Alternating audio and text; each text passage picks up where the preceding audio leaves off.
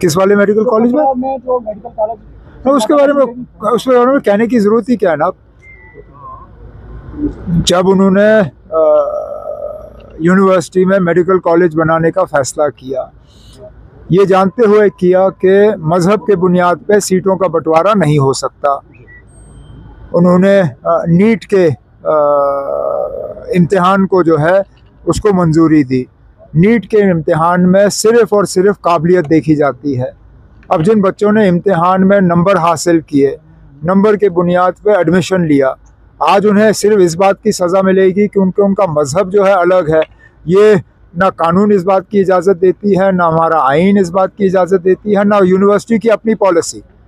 अगर आप चाहते हो कि मज़हब के बुनियाद पे सीटों का बंटवारा हो, एक तो जो हुकूमत से ग्रांट इन एड लिया जाता है वो ग्रांट इन एड लेना बंद कर दीजिए।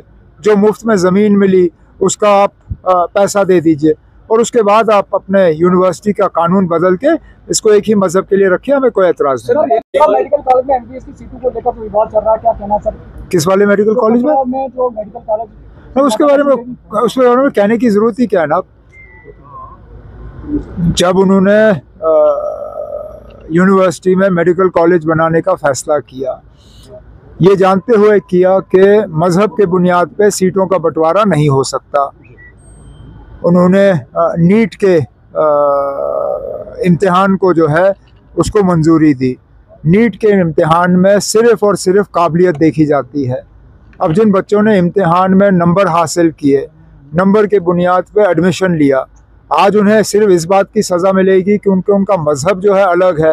ये ना कानून इस बात की इजाज़त देती है, ना हमारा आइन इस बात की इजाज़त देती है, ना यूनिवर्सिटी की अपनी पॉलिसी। अगर आप चाहते हो कि मज़हब के बुनियाद पे सीटों का बंटवारा हो, एक तो जो हुकूमत से ग्रांट इन एड लिया जाता है वो ग्रांट इन एड लेना बंद कर दीजिए। जो मुफ्त में ज़मीन मिली उसका आप पैसा दे दीजिए, और उसके बाद आप अपने यूनिवर्सिटी का कानून बदल के इसको एक ही मज़हब के लिए रखिए। हमें कोई एतराज़ नहीं। सहाफ़ी का मकान हटाया गया।